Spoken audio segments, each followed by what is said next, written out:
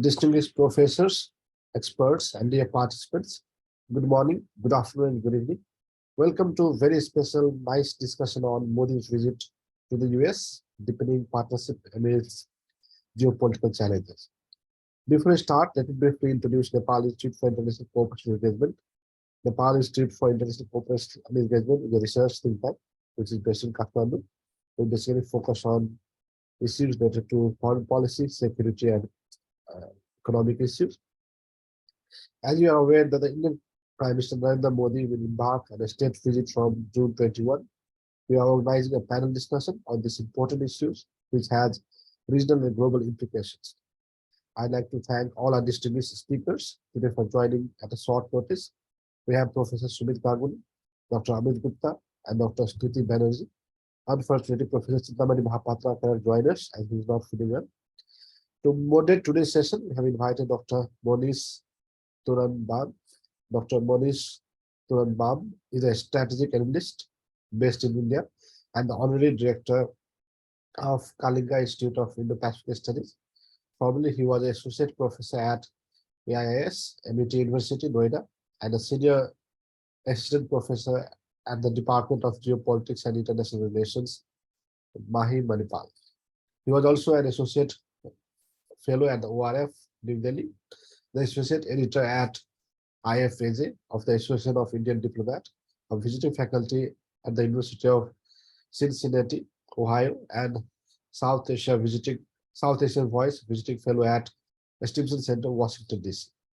He was part of the India-China Track 2 dialogue in 2019 and international observer of the Russian presidential election in 2018, and an Indian delegate at the BRICS Exchange Program in 2017, organized by the Chinese People's Association for Peace and Disarmament in Beijing.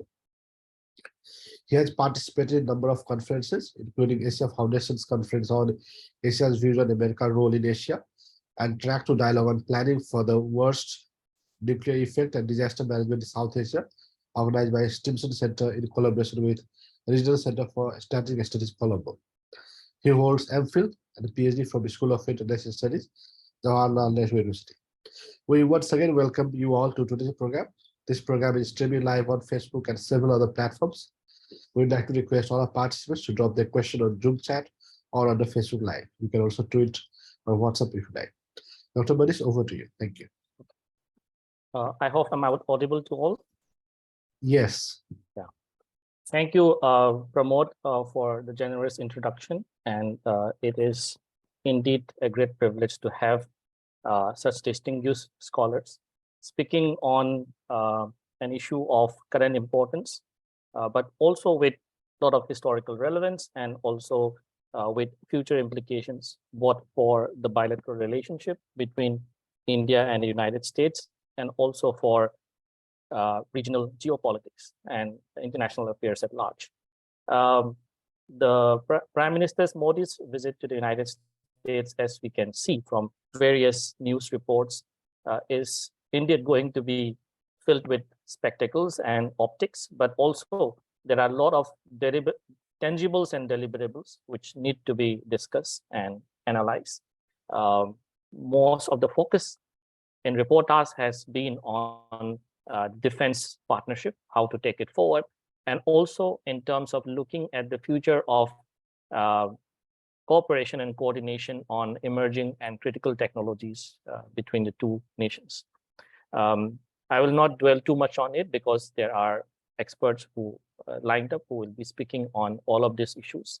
But before doing that, I may take the opportunity to introduce the speakers for the benefit of the audience very briefly, because the list of accomplishments of the speakers are very long and detailed. Professor Sumit Ganguly is a distinguished professor of political science, holds the Rabindranath Tagore Chair in Indian Cultures and Civilizations at Indiana University, Bloomington, with an illustrious career, extensive academic achievements and expertise in South Asian politics, spanning several renowned institutions. He has significantly contributed to political science and South Asian studies. Professor Ganguly has taught at prestigious institutions all across the world and has also held visiting positions at esteemed universities and research centers worldwide. Professor Ganguly has authored, co-authored, edited, or co-edited 20 books covering various aspects of the region's politics. In addition to his academic pursuits, Professor Ganguly is affiliated with esteemed research organizations, and his commitment to advancing knowledge in the field is further demonstrated by his editorial roles in esteemed journals such as International Security, Journal of Democracy, and Foreign Policy Analysis. Currently, he is engrossed in writing a book focused on the origins and evolution of India's defense diplomacy policy, which is slated to be published by Columbia University Press. Dr. Stuti Banerjee is Research Fellow at the Indian Council for World Affairs, New Delhi. She holds a doctorate and master's degree from the Center for Canadian, American, and Latin American Studies, School of International Studies, JNU. Through her involvement in Track 1-5 and Track 2 dialogues, Dr. Banerjee has had the unique opportunity to contribute to policy-making process and engage with policymakers and opinion formers. As a specialist in IR, Dr. Banerjee has focused her research on understanding India's foreign policy and its vision for developing a stable regional security architecture. She has delved into India's relations with global powers such as the US, analyzing the dynamics and potential areas of cooperation with India. Additionally, she has actively explored avenues for enhanced cooperation between India and countries in Latin America and Caribbean region, recognizing the importance of South-South cooperation. She has also dedicated her expertise to studying maritime security challenges, particularly in the Indo-Pacific region. Dr. Amit Gupta is with the Forum of Federations, Ottawa. He was an associate professor at the Department of International Security Studies, U.S. War College, Alabama, USA. His research interests are international relations, international security, globalization, comparative politics, South Asia and Australia, popular culture and politics and diasporas and immigration. His writings have focused on arms production and weapons proliferation, South Asian and Australian security policies, diaspora politics, popular culture and politics, and more recently, on the US-China rivalry and the impact of demography on US foreign policy. His articles have appeared in several reputed journals, and he is also the author or editor of several books, the most recent one of which is Air Power, the Next Generation. He has also submitted reports to the United Nations, and Dr. Gupta holds a PhD in political science from the University of Illinois, Urbana-Champaign, and an MA from the Australian National University, Canberra. With this introduction, now I would like to open the floor for the speakers. I may request the speakers to give their presentations in about 15 minutes or so. And after the presentations are done, I may like to reverse the order and come back to the speakers if they have any counterpoints against each of the speakers. And following that, we can pick up questions from the chat box, as well as questions that that usually come on live in Facebook live streaming as well. So first of all, I would like to invite Professor Sumit Ganguly to give his presentation. The floor is yours, sir.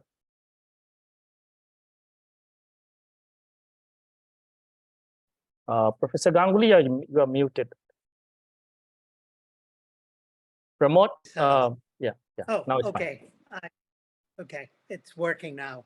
I was trying to unmute myself earlier, but it wasn't working. To begin with, I am most grateful to Pramod for organizing this event. It is extremely timely. I'm glad to be on a panel with my fellow panelists, and Amit and I, of course, know each other for decades. And Munish, thanks very much to you for presiding over this panel. I'll stick to the 3 points that Pramod has asked us to address. First, the significance of Modi's visit to the United States. Second, the future trajectory of US-India relations. And third, their impact on regional and global politics. And I'll follow the order in which they were presented. In terms of the significance of Modi's visit, as Pramod correctly pointed out, as you pointed out too, Munish, that apart from the optics and the theater and the fanfare that's associated with a state visit and a formal White House dinner, which are significant in and of themselves, This visit could lead to a deepening of Indo-US relations, assuming that India is prepared to step up to the plate. Obviously, the sale of the $3 billion worth of Reaper drones to India will be of considerable significance. In addition to that, the possibility, the distinct possibility of the transfer of technology of the G414 engines for India's light combat aircraft, which has long had problems taking flight. This could feed into India's desire to finally build a viable defense industrial base. And thereby, all of this could contribute to a much more stable and secure and integrated Indo-US relationship. But quite frankly, it's not the Biden administration, for the most part, that's holding back the boosting of this relationship. It's really up to India to decide uh, what kind of a relationship it wants with the United States, whether it wants a purely transactional relationship based upon the sale of particular products, the acquisition of certain kinds of military and defense supplies, or if, despite its formal commitment to the idea of strategic autonomy, does it really want to have a meaningful strategic partnership with the United States? India has waffled on this issue, and this trip by Modi, one hopes, could lead to an end of this Indian waffling. And there are compelling reasons for that. Russia, despite the fond hopes of India's decision makers, will never play the role that it historically played during the Cold War. One, it is a shrunken state. It's a shell of its former self. The capabilities of Russian weaponry have been shown to be severely wanting in the Ukraine war. Russia's ability to continue to supply India weaponry in the foreseeable future is at question. Already, the Russians have failed to supply spare parts and certain weaponry that were in the pipeline. All of these raise serious questions about the reliability, the long-term reliability of Russia as a weapon supplier, and a weapon supplier which can provide weaponry, which can enable India to secure itself, particularly given the unyielding, relentless threat from the People's Republic of China. The future trajectory of Indo-US relations really depends less on the United States today, which is betting on India to counter China and also sees a significant investment market and trade possibilities in India, supply chains linked to India, cooperation in high technology. The ball squarely is in India's court.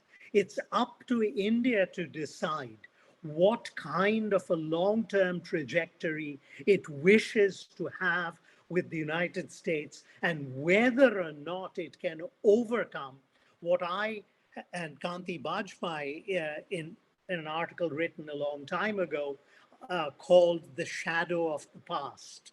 Can India somehow set aside these fears and anxieties and ghosts that hark back to the Cold War and about America's unreliability, particularly when it came to its relationship with Pakistan?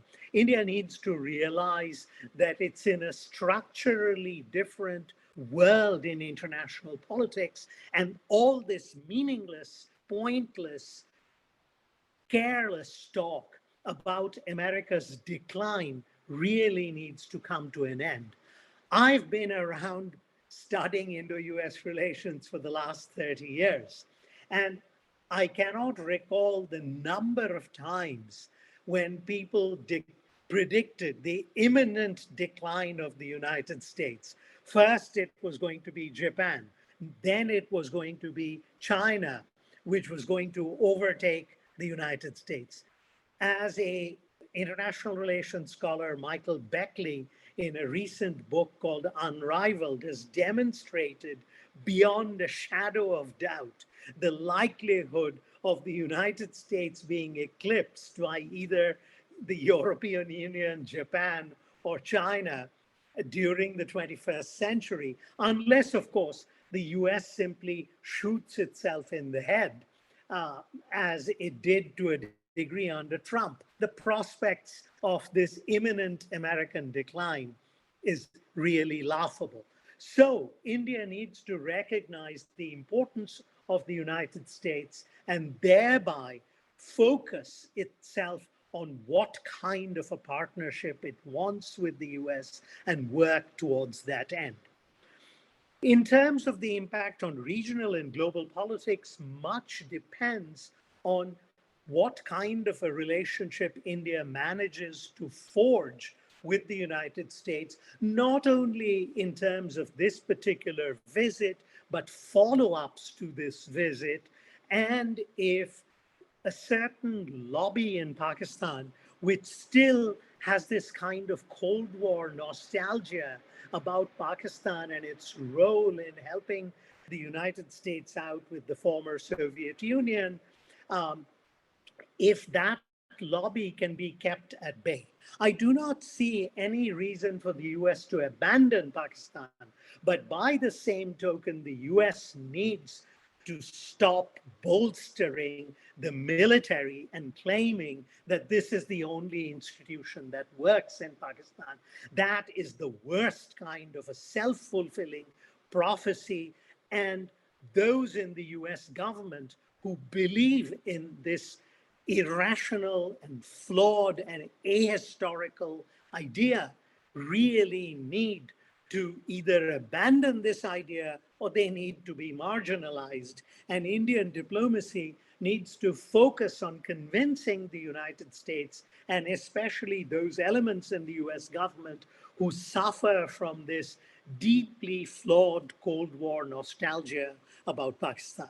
I bear no animus towards Pakistan. I think Pakistan should be a secure, safe, prosperous state at peace with itself. And it should abandon its forlorn and hopeless quest for using proxy forces to try and dislodge Kashmir from India. That is a lost cause, and the sooner the Pakistani military and its security establishment understand that, and to the extent the US reinforces that view, so much the better. In terms of other countries in the region, a stable, secure, and long-term US strategic partnership is beneficial to the rest of the region. Let me stop there and to let my colleagues jump into the fray. Thank you so much, Professor Ganguly. The message is quite clear of what Professor Ganguly has put across in terms of the idea that the ball is really in India's court, and US has over the years kind of been more clear about what it expects from New Delhi in terms of the nature of the relationship and the give and take between the two countries. And it's for India to shed what Prime Minister Modi mentioned in his 2016 speech to the Congress. We have really shared hesitations of history. The point is whether we have really done that, and what are the things in which India has to scale up and really sort of take this relationship to being the defining partnership that is often parodied about. So I'll come back to this later on. With some. It reminded me of your article also. I think it was with Kristen Fair, Ally from Hell, when you were talking about Pakistan. So we'll come back to that, but let me go to our next speaker, Dr. Stuti Banerjee. The floor is yours, Dr. Banerjee. 15 minutes. Thank you. Thank you so much, Manish. Lovely to see you here. And thank you, Dr. Pramod, for giving me this opportunity to present my views. Just a disclaimer, the views I present are not necessarily something prescribed by the Indian Council of World Affairs. So I will also more or less follow the prescribed format as followed by Professor Ganguly, that is looking at the Prime Minister Modi's visit, look through the significance of it, most of it has been highlighted by Professor Ganguly, the future trajectory and the impact on regional and global politics. I do have some points which I feel that I can make in terms of the significance of the visit. I would like to point out firstly that this is not a one-off visit by the Prime Minister. He's been to the US before, but it is actually a series of visits. You would find that there have been a lot of senior level visits from the United States, from India, in terms of showcasing the importance of the intense engagement that the two countries have developed.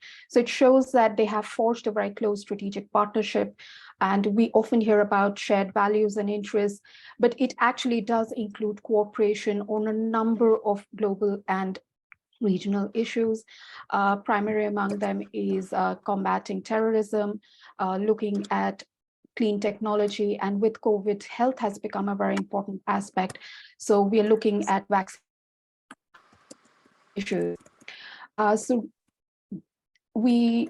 What I would like to point out is I highlight about 5 to 6 significance that I feel of this relationship and of this visit. Now, the first is, if you see, the visit comes at a time when the two nations are facing a number of challenges. The first among them is the ongoing conflict in Ukraine, which has caused, I would say, considerable economic and political hardship, not just to India, but to countries across the world, who are essentially in a very, in a situation where they're trying to balance their relation with the US, they're trying to balance their relations with Russia, and they are facing a lot of pressure from both.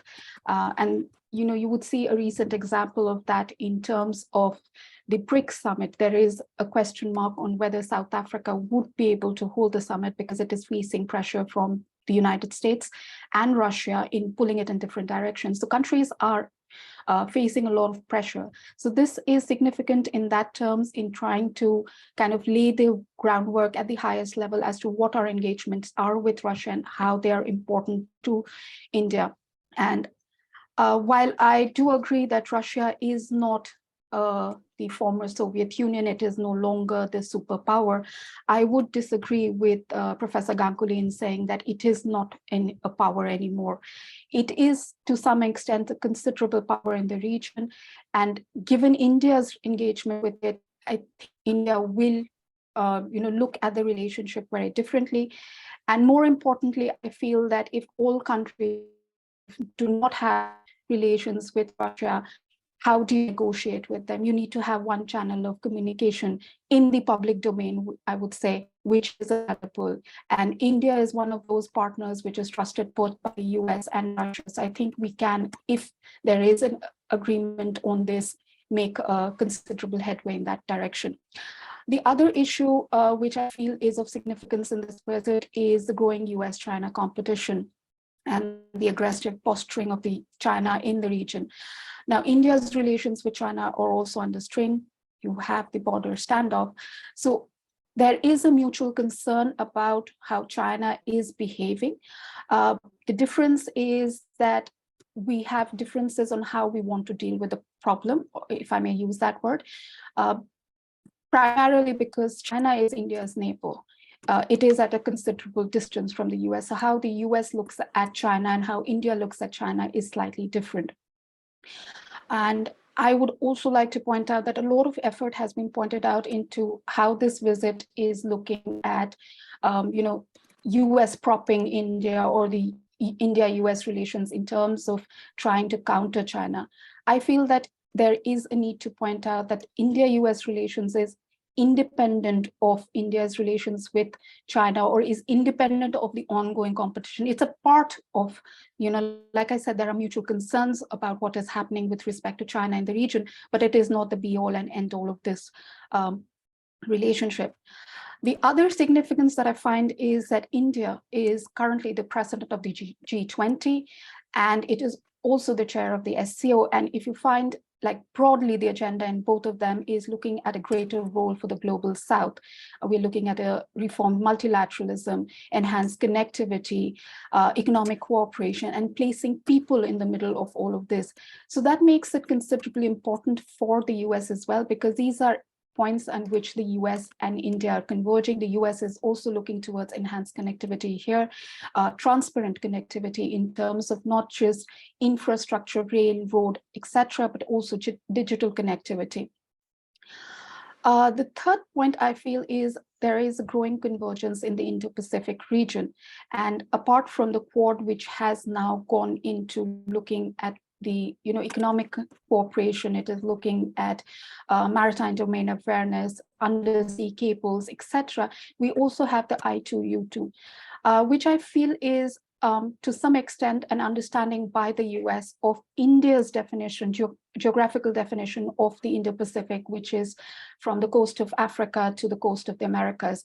So with I2U2, we find that the US to some extent is understanding India's requirements in the Western Indo-Pacific. And this is an initiative which kind of converges their interests together.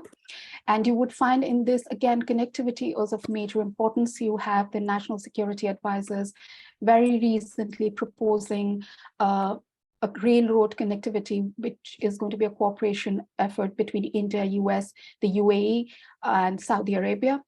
And this, to some extent, is also going to connect with Israel. So you have the I2U2 countries and Saudi Arabia coming together to form a network of infrastructure which would help. For India, it is very important because we want our economic cooperation with the Middle East, with the Gulf region to expand. And lastly, I think the significance for India of this relationship is that India is an aspirational power. We're looking to expand our global presence. And as we do that, we need to have a presence across the world. And we are doing that. If you see the Indian diplomatic missions, India's leaders from across ministries have been engaging with countries, be it Southeast Asia, the Pacific nations, Latin America and the Caribbean, Africa, Europe, island nations in the Indo-Pacific. So India is engaging with the world, and you cannot engage with the world without engaging with the power that is the United States. It's an omnipresent power. Like Professor Ganguly, I do not prescribe to the view that the US power is declining. But yes, there is a perception that the US power is declining. India's engagement with the United States is because we continue to believe that the US has considerable influence across the world. And it is in our advantage to continue to engage with the United States, because we want, for India, the concern is to have a stable, peaceful, immediate neighborhood, thereafter an extended neighborhood, because that is to our interest. So, and lastly, I would say, the Indian diaspora, that's a very important component of the relationship. And they have, to a large extent, also pushed this relationship to where it is right now. So they play a very significant role, and not just in the relationship, but also in the way that Americans are now perceiving India, and in the way that India is trying to engage more with the diaspora to enhance its own presence in the United States. In terms of the future of India-US relations, I think there are 6 areas that I feel can be highlighted in terms of where we're looking at cooperation and where I would say the relationship becomes more future ready. The first would be technology. That is a huge step. And I think you have the national security advisors talking about the initiative for critical and emerging technologies. This is one of the first steps we've taken in that direction. And as India considers its own leadership and role in the world, it is looking forward to becoming a strong base for innovation in terms of technology. And this is not just in defense technology, which is a very important component, which was highlighted by Defense Secretary Austin's visit to India, but also in terms of, technology development, which would be used by the people in their common, day-to-day life. So you're looking at technology in terms of communication, technology in terms of renewable energy. The second future is, area of cooperation is when we're looking at building comprehensive capacity to increase value chains in our software and hardware, etc. Building, resilient supply chains. That's a very important aspect of our relationship, which has become a part of both the, IPEF. It is also part of the Quad initiatives. So that is an area, I think, for the future of the relationship, which becomes very important. Space, I think, is the next frontier. The US already has a space force. India is concerned about the considerable militarization and weaponization of space that has been highlighted both by our Air Force Chief and the CDS. So space is going to become a very strategic space, so as to say, and India and the US need to explore how to ensure, one, that there is no increased militarization here, and B, if that is happening, how to continue to protect their assets there. The third area that I think would be of importance, and I have worked on it, is the Arctic. It is slowly becoming an area of contention, of contestation, of militarization, as well as of interest in terms of energy, tourism, etc.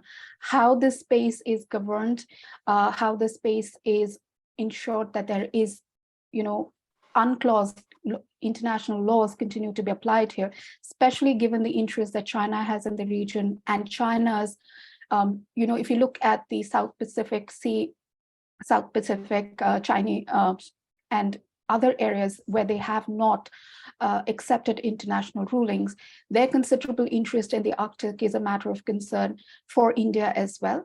And if anybody has any questions, I can explain how the Arctic is of importance to India's national interest later. The other connecting to that is the exploration of the blue economy. Now, there is a question mark, or there is differences on how you define blue economy, but in a very broad agenda, it is the sustainable use of ocean resources. And India is looking towards that. The US also has considerable technology advances in that. So that becomes an area, I think, of future cooperation, which is of great interest to the two countries. And lastly, I would say for India, we are looking at strengthening our, multilaterally with the US, strengthening multilateral organizations, increasing cooperation through the Quad, the I2U2, through other mechanisms, bilaterally, multilaterally, within the region, internationally. So you would find that the India-US relationship is one which is going to influence geopolitics, geostrategy, geoeconomics across the world. And in terms of the impact that this is going to have in regional and global politics, I think the first thing is in the immediate neighborhood for India. We are trying to step up our engagement with Afghanistan to some extent, trying to find areas in which we can work. So that, I think, is also of interest to the US, a stable region, possible channels of communication with, we're looking at possible communications with Myanmar. India is looking at connectivity of its northeastern region with Southeast Asia. So these are areas where it has a global impact, because these are, Southeast Asia is a key ally and partner of the US. We're working with the ASEAN, and there is a lot of convergence on issues in terms of security concerns for the Pacific Island nations. And apart from that, we are working in the Indian Ocean region through the IPEF, IPOI. India and the US are also part of the SDRI, that is a Coalition for Disaster Resilience Infrastructure. And then I would point out the last one for myself is climate change. India has become a leader in global climate change mitigation efforts for global climate change. US also has similar concerns. So this is another area where I feel the two countries coming together has an impact in terms of global influence. So those are my points. I'm very happy to take questions later on. Over to you, Manish. Thank you, Stuti. The quite sort of pack in a lot of things there, but just to make the discussion more provocative, I'll pick the Russia part later on, and then push it across to Professor Ganguly on Russia as really the reference point for India-US relations, and the Ukraine crisis as that sort of a dividing point in terms of who's on whose side and whether that should be the case. And one of the things that you constantly mentioned was about the multilateral organizations and the multilateral approaches. And I think at that point, I'll come back to our speakers later on, really in terms of, how do we align the bilateral relationship between India and US with our role in the multilateral organizations and institutions that we are a part of. Is there any dissonance in that, or is there much more of an integration in terms of how we take our bilateral and our multilateral approaches? Without any further ado, now I jump to the next speaker, Professor Gupta. The floor is yours, sir. Okay, thank you. Just one quick clarification. I don't work for the Air War College anymore. I work for the Canadian Forum of Federations. So I've gone from doing 20 years of war making to now 1 year of peacemaking, which shows I'm an academic schizophrenic. Anyway, look, 5 or 6 points to sort of bring all this together. Number one, there are 6 India-US relationships. There's the military-to-military relationship, the government-to-government relationship, Indian students and American universities, Silicon Valley and Bangalore, Indian diaspora in India, and the last one is the budding one between Hollywood and Bollywood. Of these 6, the last 4 work very well. There's a lot of trade, there's a lot of interaction. We live in a globalized world, or what Deepika Chikalia calls a digital diaspora, which is deeply connected to India. The mill-to-mill doesn't work well, the government-to-government doesn't work well. And there are problems on both sides. On the American side, the problem is there are 2 countries America loves and has a special relationship with. One is Britain, and the other is Israel. So when those 2 leeches, Harry and Meghan, got married, the American media covered it for 6 hours, live coverage. And every American woman commentator put on a silly hat and stood in front of Buckingham Palace.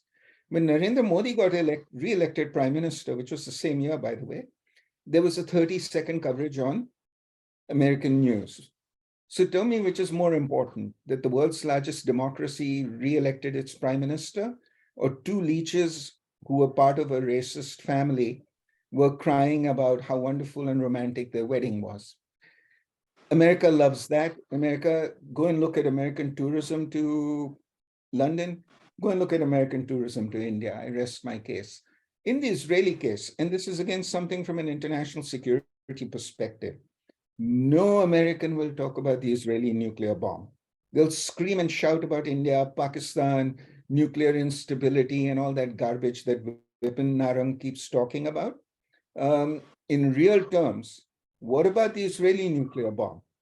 And if the Iranians want a bomb, they're not aiming it at India. They're aiming it at Israel. And they're aiming it at Israel because Israel has a bomb. Americans don't talk about it because it's a special relationship. Now, the question that I've raised in several articles is, how do you get to that special relationship? And the answer is that the world-famous Indian Foreign Service has no idea on how to do it. I repeatedly asked Indian policymakers, what do you want from the US? They couldn't answer. Oh, give us some more weapons. That's not an answer. I've always pointed out there are 2 very clear-cut things you can do, and I just wrote an article on this. 1, tell the Americans, if you love us, then show us a token of love, which is push hard for India to be a permanent member of the Security Council. And every American president has sweet-talked India on that. Nobody's delivered. The second one is show us a spine, show us some courage. There is no bin Laden. You had no interest in Afghanistan. Declare Pakistan what it is, a terrorist state, because New Delhi would have a heart attack out of pure joy if that happened. Why does that not happen? Ask yourself this question. And it's because American foreign policy, with the exception of two countries, Britain and Israel, is transactional. America's very important ally is Germany. You can't have a Europe policy without having Germany on your side. Barack Obama's boys bugged Angela Merkel's phone. They'd never do that to the Israeli or the British prime minister, just to put this in case in point. And then when they got caught out, they said, oh, why don't you join the Five Eyes? And understand the racial component in this. I wrote an article in Orbis on this in 2016, which is Race in American Foreign Policy. And here's what you have to keep in mind. America's biggest intelligence sharing agreement is the Five Eyes: Britain, Canada, New Zealand, Australia, and of course, the United States. If you go by the logic of the Five Eyes in the Indo-Pacific, New Zealand, population 4.5 million, 2.5 million taxpayers, and 1/7 of the population of the national capital region of Delhi is more important than Japan or South Korea in terms of American strategic imperatives. And forget India. Take AUKUS. Why are you giving nuclear submarines to the Australians when the Australians have made it very clear if there's a war with Taiwan, our nuclear submarines are not showing up? Then what are you giving it for? To do cruises of the Australian coastline, which seems to be what the Australians want. Third thing, very important to remember, is this whole Ukraine thing. Biden administration sent some Sardar to India who sat down and was trying to give the Indians what the Indians like to call gyan. That let me explain to you that you're on the wrong side of history. Well, the Indians are not on the wrong side of history. 35 countries, 4.4 billion of the global population said we're not condemning Russia. 4.4 billion, yes, 2.8 billion is India and China. That's still 1.6 billion, which is more than the Europeans and the North Americans put together, said, sorry, we think Russia has a case, or at least we don't want to get involved in this mess. And tell me, how has India's foreign policy been hurt by siding with the Russians on this? And India, as the Russians will tell you, India is neutral. It's not pro-Russian. It's not Belarus, for example, or Viktor Orban's Hungary. And I will say one thing on Ukraine, okay? The West won the information war on Ukraine and in the process has lost the war on Ukraine. The West went out and said the Azov battalion is this wonderful patriotic unit. Foreign Policy in 2016 wrote an article saying Azov battalion, evil neo-Nazi unit. So neo-Nazis have suddenly become patriots. And the Russians kept saying this. It's a bunch of neo-Nazis who are threatening our citizens and brutalizing them. And keep this in mind. It is now becoming very clear that Ukraine is badly losing the war, has lost over 150,000 people. It's a declining population. And I want to add one thing on Ukraine, which all of you need to understand. June 14th to the 17th, there was a meeting in St. Petersburg, which the West has called a meeting of the Mafia. Of course, the BRICS were in it, but if you're going to abuse people, why not just be loose in your definitions? Okay. That meeting talked about a financial alternative to the dollar, de-dollarization, and getting rid of the SWIFT code. Because one of the stupid things that the US and the West did was they went after the SWIFT code, which was the way you transfer money between countries. And now India has already said, we have our own SWIFT code, Russia's getting its own SWIFT code, China has its own SWIFT code. I thought de-dollarization would take 30 to 50 years. I think it's going to happen a lot sooner. Then we come to this technology thing. Now, if you read the Indian media, there's all kinds of great technology coming to India in this visit. The answer is quite simply no. You're not getting the electromagnetic catapult, which is what the Indian Navy needs to launch aircraft off its ships, because the US Navy has said the technology is too important to give to other countries. And remember, you're not Britain or Israel. They will get the technology. The second thing is the F414 engine, which everybody's talking about, is a 30-year-old engine. It's like buying a Maruti 800 and claiming that the Maruti 800 is, oh, we've got the technology to make it now. You've got old technology.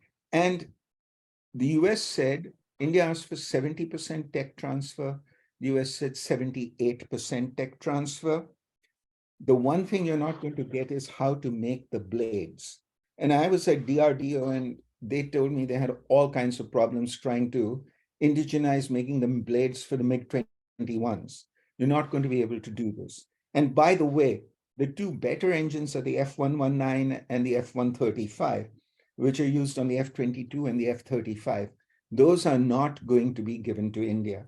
So you're essentially getting the scraps off the table, but the Indian media has made this into this great story.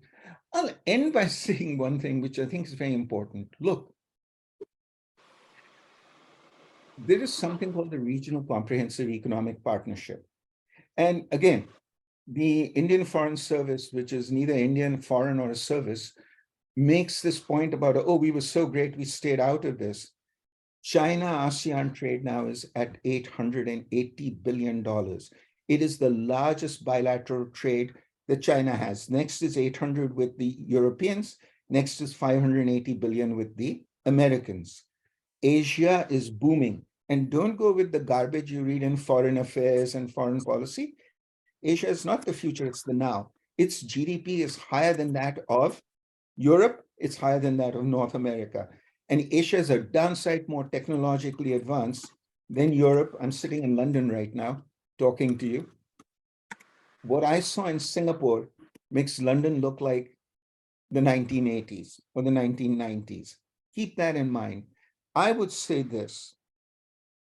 Work on the top four, I'll say one thing and then I'll end. What India needs and what Asia needs in the Indo-Pacific is an American policy which allows access to American markets. Neither the Democrats or the Republicans can allow that because they're both desperately trying to win the American working class, which fears through globalization. Globalization was fine as long as America was number one. Now that the Chinese, now that the Singaporeans are doing well, globalization is suddenly evil.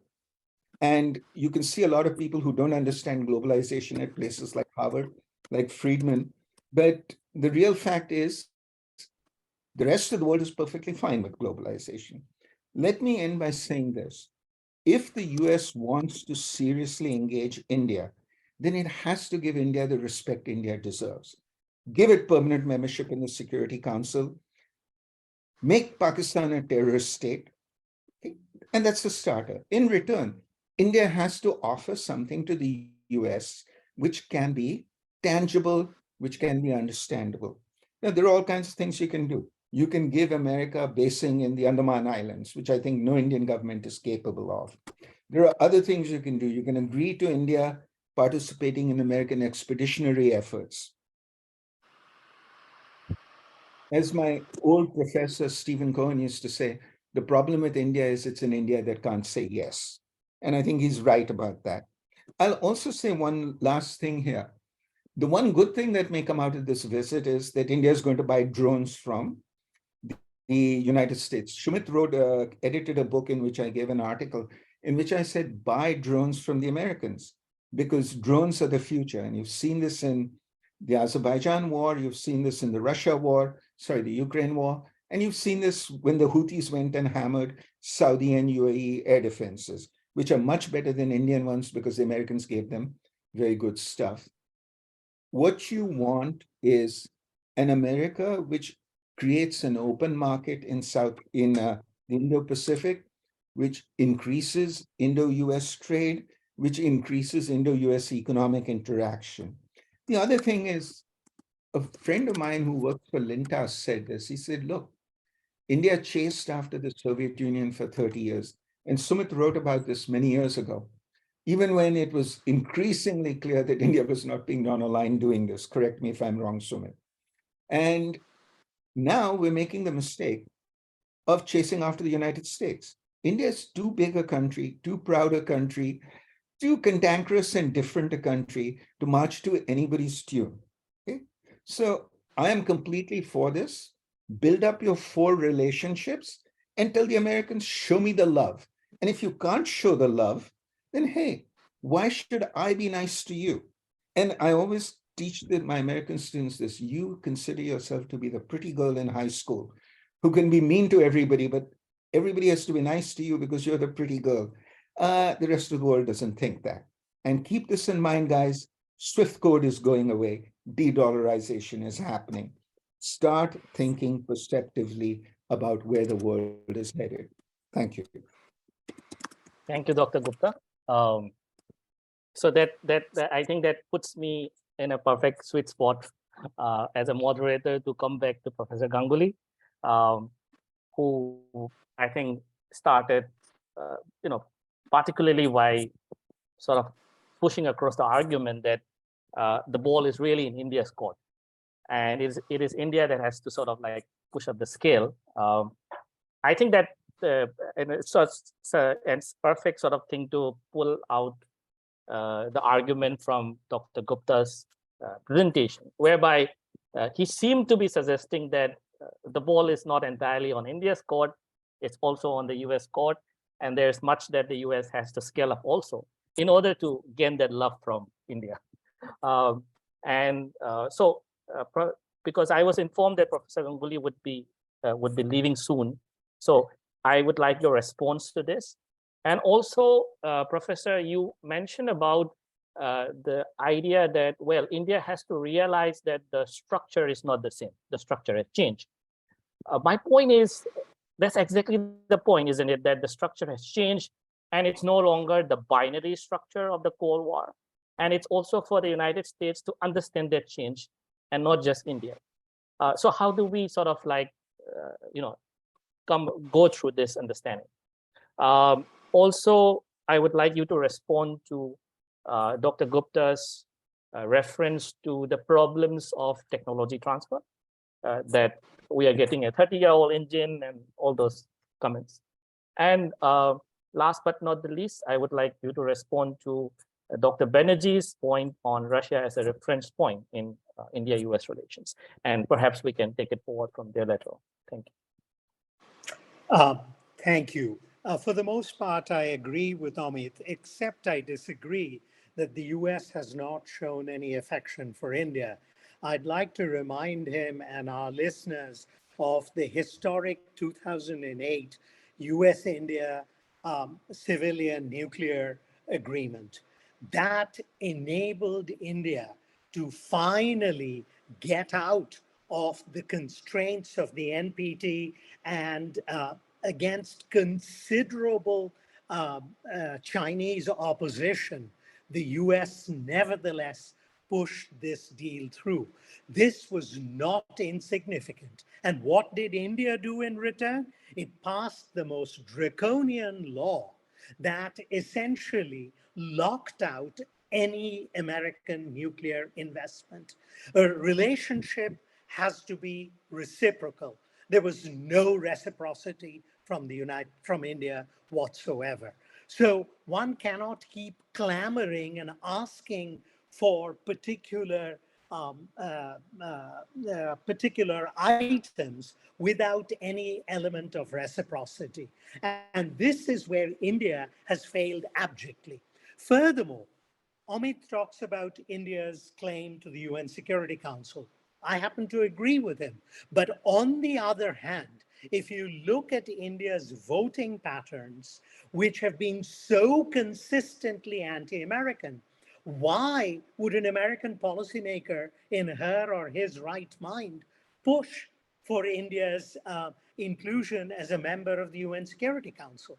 So this whole notion of reciprocity, I think, is vitally important, even though I happen to agree with a substantial number of issues that Amit raised. Second, in a related vein, this idea that India is getting anachronistic technology. Well, when you've hardly had any defense transfer relationship worth the name with the United States, do you really expect the US to sell you its frontline technology? That doesn't happen in international relations. You have to build trust. You have to build a working relationship.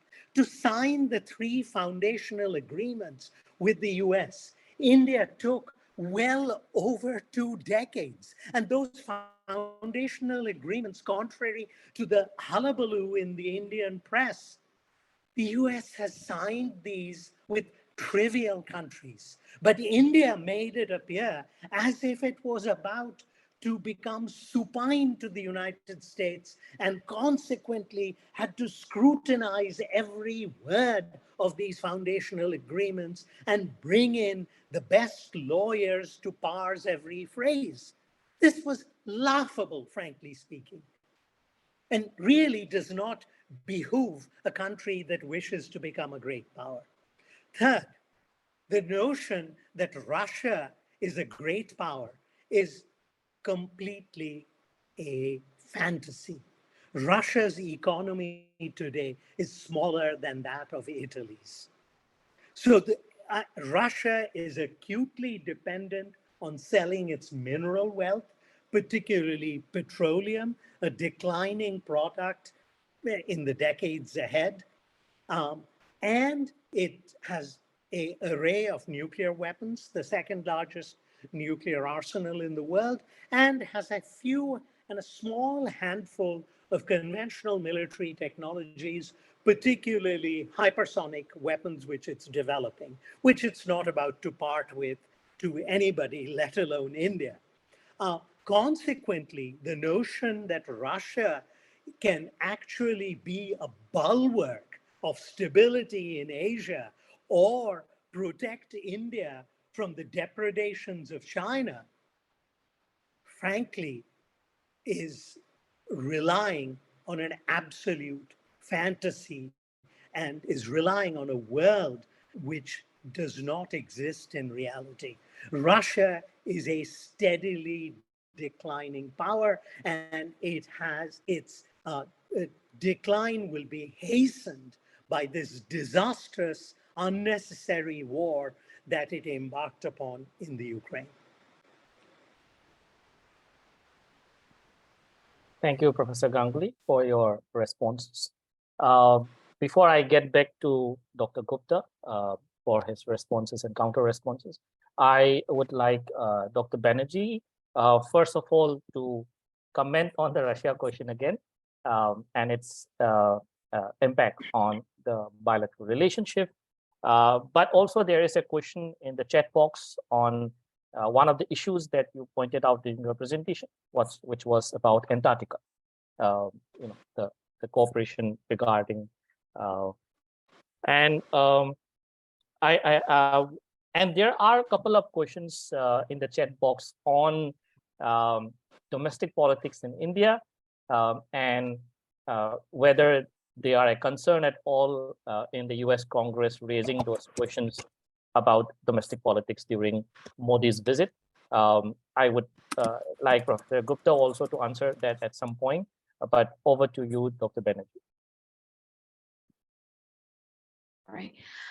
First of all, I'll take the Antarctica question. I was talking about the Arctic, not the Antarctic.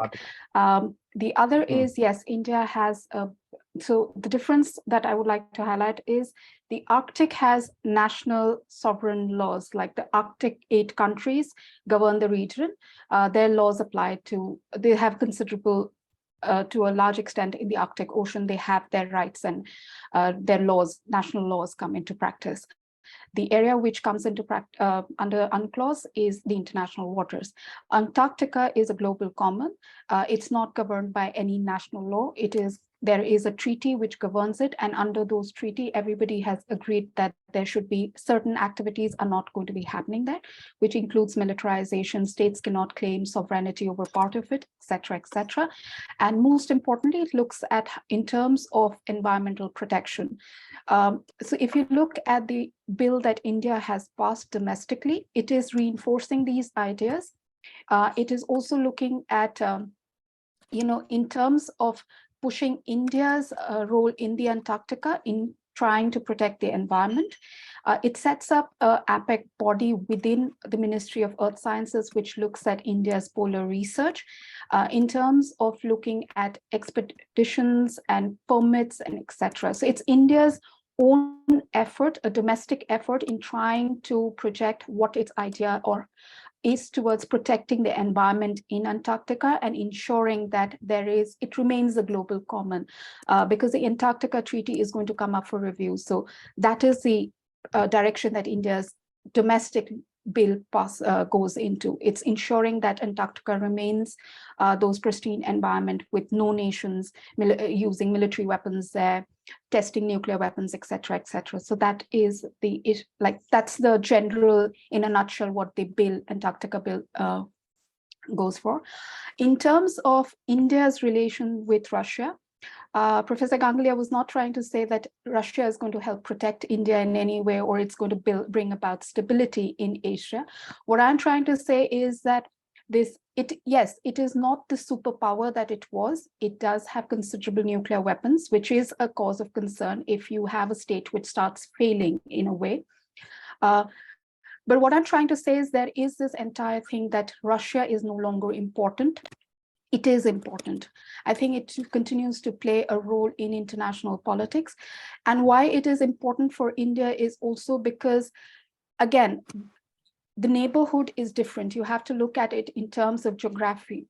India's neighborhood, it connected to Russia through land. We have relations with Russia from the Cold War times. They have changed in the post-Cold War years, but that relationship stays. So to expect India to give up on a relationship which is that old and which has considerable depth is not possible. The other is for India, it is not just the mineral wealth, it's not just the energy from Russia, it is also not, to some extent, we have also realized that we are diversifying our defense needs. So we are not just looking at Russia, we're looking at France, we're looking at US, we're looking at other countries in terms of where we get our defense technology, where we get other technology, diversifying our relationship. But Russia continues to be an important part of this relationship. Again, come back to the Arctic. The Arctic is becoming important, and not just for its mineral and energy resources. There are other considerations in terms of how the Arctic is becoming strategically important. Russia has the largest coastline in the Arctic, and geographically, the US cannot do anything about it. So tomorrow, if the Arctic becomes what we are thinking about it, Russia is going to a large extent have a considerable say in how trade, how transportation in that region continues to grow. So we have interests with Russia, which are independent of our interests with the United States. So this entire thing about how US-India relations is a constantly US trying to tell India what not to do with Russia and what to do with China is what I'm trying to say is not the case. The India-US relationship is not India-Russia relationship and India-China relationship. This has to be done. And therefore, the India-US relationship is going to progress. It is not just that. It is part of the relationship. There is a dialogue on how the two nations are looking at Russia. It is also a dialogue on how the two nations need to look at China. That is part of it. But while, like I said, there are mutual concerns, how we approach those concerns are very different. The third question, Monish, from the chat box, in terms of domestic politics, I think there is one about how this is going to affect the national elections which are upcoming. Prime Minister Modi has, done this entire outreach to the diaspora. There is the relation between the Indian diaspora, not just in America, but across the world, and Prime Minister Modi's engagement them is very well known. So yes, that is an optic, that is a symbol, that is a projection of, how India is looking at things, how the world looks as Prime Minister Modi. Will it have a considerable effect on how the domestic population votes for him next year? To some extent, I would say yes, because the BJP has a tendency to project it in a certain way, but will it be the only defining factor in the elections? No, it will not be. And in terms of domestic issues being raised in the bilateral dialogues between Prime Minister Modi and President Biden, or being raised in the Congress, when he addresses the US Congress joint session, there are been considerable concerns by US policymakers, US congressmen who have raised concerns about how India's domestic policies are shaping. But again, domestic politics is something that India does on its own. We would not like interference by other countries into our domestic politics. So they might be raised, they may not be raised, but I think given the relationship that they are, even if they are raised, they would be raised unofficially, or I would say behind closed door. It would not be made public. I guess the US might say, yes, we did raise concerns about human rights. We did raise concerns about other issues, because that has been consistently part of the Biden administration's policy making. So I would say that would be given in terms of the leverage. We would let them speak about it, but what are the exactly the talks between the two leaders on this, I don't think it would be really a part of the dialogue. Thank you. Thank you, Stuti. Now over to Dr. Gupta for his counter comments, and also Dr. Gupta, if you could comment on one of the questions raised in the chat box on this whole debate on de-risking and not decoupling between US and China, and Blinken's visit to China, and setting the guardrails between the two countries and its impact on India-US relationship. Yeah. Okay. Look, I just wrote the article on why India won't break with Russia, and I addressed exactly what Shumit raised, where I said, look, the US, Robert Blackwell and Ashley Tellis came up with the nuclear deal, great help from Condoleezza Rice. India didn't know how to move forward with it, and it put in a bunch of ridiculous demands. And by the way, Shumit, it put in the ridiculous demands because Indian quality control is so bad that you have to blame somebody. Okay, and you can't blame the Department of Atomic Energy. You can't blame Hindustan Aeronautics Limited. They did the same thing with Rafale. They told the French, we will build it at home, but if it's a badly built aircraft, it's your fault. And the French said, but we're not building the aircraft. How can you ask me? It's like blaming your mechanic when you're not taking your car to him for servicing. So you're absolutely right. There's no imagination in India on this. There's just a lot of sweet talk. And eventually people get bored of talk and lectures and everything else. On the tech transfers thing, 15 years ago, I brought my students to India and I talked to the US Embassy and I said, look, you're trying to sell them an F-16, sell them the F-35, show India the love. I said, what you're doing, and guys, the young people will appreciate this. I said, this is like you're taking a woman out on a first date, and instead of taking her to a fancy restaurant, you're taking her to McDonald's. Well, you're not going to get a second date after that. Okay, you're selling a plane which was built in 1975 and saying, buy this. Well, it took the world famous State Department, which is not very bright, 15 years to change its policy, and the Pentagon. And now they say, one, we want India to stop buying Rafale. Two, we want India to buy the F-16. And three, eventually we want India to buy the F-35. Well, you should listen to me 15 years ago, but why would you listen to the dark-skinned man with a foreign accent? And Shumit understands that completely because he's faced the same problem. If you're white with a British accent and talking stupidly, the Americans love you. Okay, Chinese, no, the Chinese will listen to you.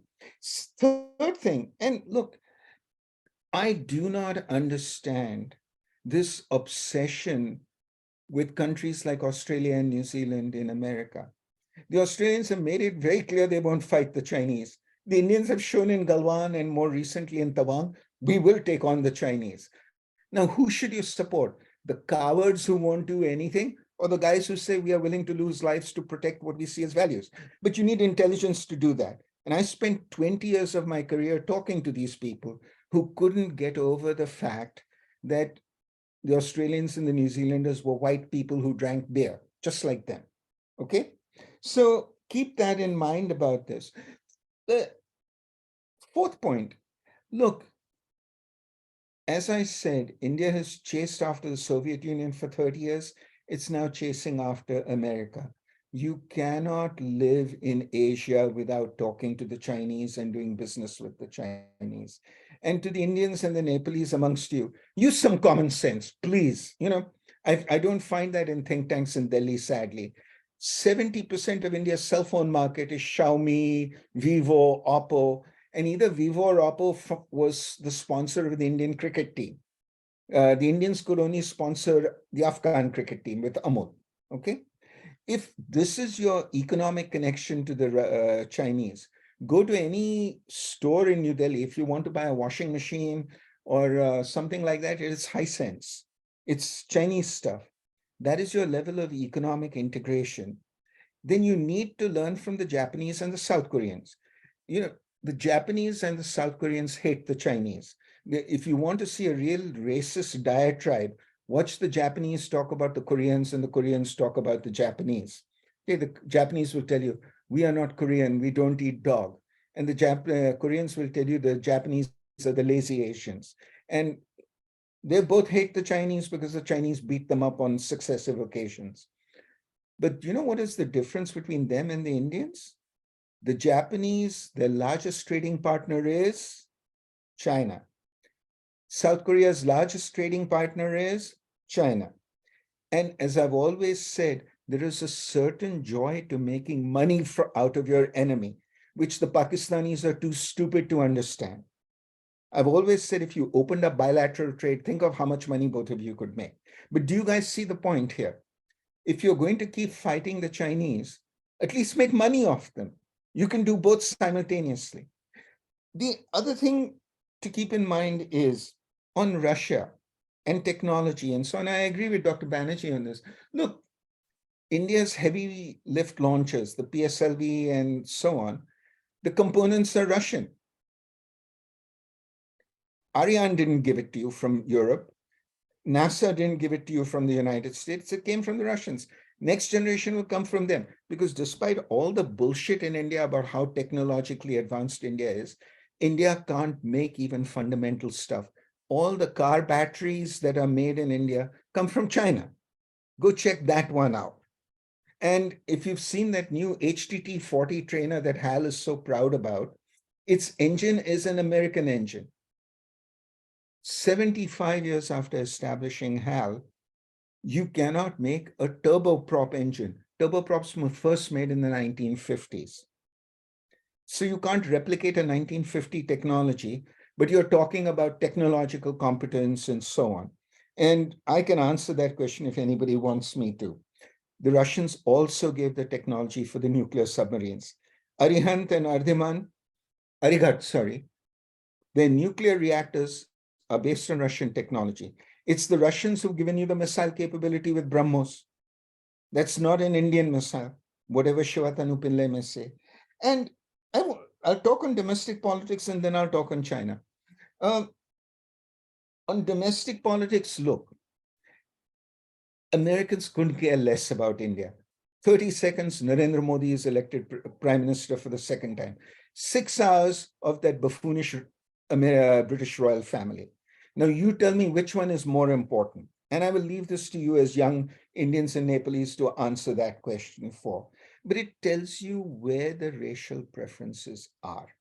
Second thing is, domestic politics in India, the only people who talk about it are Christian fundamentalists who are upset about the treatment of Christians in India. And it's Indian academics who become American citizens like me, who mourn the loss of the Nehruvian culture. Now, I do believe in the Nehruvian culture. And if somebody wants me to explain that, I'll do that. But I sit in the United States of America, currently in London. What I have to say has nothing relevant to the future of India. Indians have to decide what their country looks like. The arrogance to suggest that somebody sitting abroad can tell Indians which way their country should go, I don't engage in that. Just as if you were to tell Americans, hey, why don't you run your country properly and make Bernie Sanders the president? You think Americans are going to listen to you. So do keep this one in mind. And on the decoupling thing, for God's sakes, have a real Indian foreign service. Do you know, my father, Indira Gandhi made him the ambassador to North Vietnam and then the ambassador to Portugal. My professors, Parimal Das was sent as ambassador by Chandrasekhar to Trinidad and Tobago. My professor Bimal Prasad was sent as ambassador, I forget where. And my professor Sukhdev Muni was sent as ambassador to Nepal. Correct me if I'm wrong. How is it since the Chandrasekhar government, no government in India thinks that any academic is competent?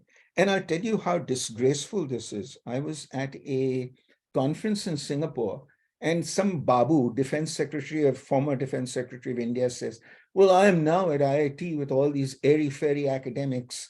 And he's being very dismissive. And I said to him, I said, listen, the United States Air Force in the 1940s realized it couldn't plan force structure. So it set up a independent think tank called the Research and Development Organization, which is Research and Development. The acronym is RAND. RAND is still around. And RAND told the US Air Force, your basing is on 8 bases, your nuclear bombers can be wiped out. They hired the wall setters, they hired Johnny von Neumann, they hired academics. They looked at expertise. They didn't say, we are babus, we are brilliant. No, you're not brilliant. You passed an exam and you're basically mediocre. You know, if you had any interesting ideas, I would actually talk to you. But here's the decoupling thing. Keep this in mind. You cannot be in Asia without talking to the Chinese. You cannot decouple your economy from the Chinese, because go to an Indian market and see how much of your goods are Chinese. And Indian manufacturing is awful. Indians don't manufacture anything, despite all the talk about make in India. So my argument would be, have a good relationship with the Russians. There's no harm in it, and you will get certain types of technology. And by the way, there is a lot of rubbish being written in the Indian press, Eurasian Times, and all these things on how backward Russian technology is. The modern Russian technology, the Kinsal missiles and so on, are wreaking havoc in Ukraine. They're the ones that took out the Storm Shadow supply depot in Ukraine. They're the ones who killed that's the weapon that killed a whole bunch of Ukrainian generals. Russian weaponry is not bad. And the Russians, this is one thing to the Indians. You don't understand this because, again, half the think tanks in India don't really talk about this. When the French sell you a weapon, they say you can put nuclear weapons on it. India's nuclear strike force is Mirage 2000s, which is a French aeroplane. When the Russians sell you an aeroplane, they say you can put nuclear weapons on it. When the Americans sell you an aeroplane, they say you cannot put nuclear weapons on it. India's friendly neighbor to the west, Pakistan, illegally jury-rigged their F-16s to have nuclear weapons on them. So, again, let me make this in very clear language for all of you. Will I buy a car from Honda when they say you can drive it all over India and Nepal? Or will I buy a car from Hyundai when they say you can only drive it in the national capital region of Delhi? Do you understand what I'm saying? This is the clear thing. And on the Chinese, I'm very clear. I'm not a panda lover. I'm not a panda hater. I think pandas are wild animals. You feed them bamboo once in a while and wave at them from a distance. Now, how does this actually become foreign policy? You cannot break the economic link with them. Nepal cannot break its economic link with China. Last time I was in Nepal, it was flooded with Chinese goods. Correct me if I'm wrong. Okay. What you can do is tell the Chinese, look, boys, we have significant political issues with you, and you can engage in tough bargaining. And you can actually show some spine and militarize the border properly. Anybody has a question on that? I would be happy to talk about it. Anyway, long story short, be friends with the Americans, be friends with the Russians, be friends with the Chinese. No country in the world shuts off its options. And don't listen to some stupid Sardar coming from the United States saying, oh, you're on the wrong side of history. 5 years from now, everybody is going to be writing books on why Russia was right starting the war in Ukraine. Thank you.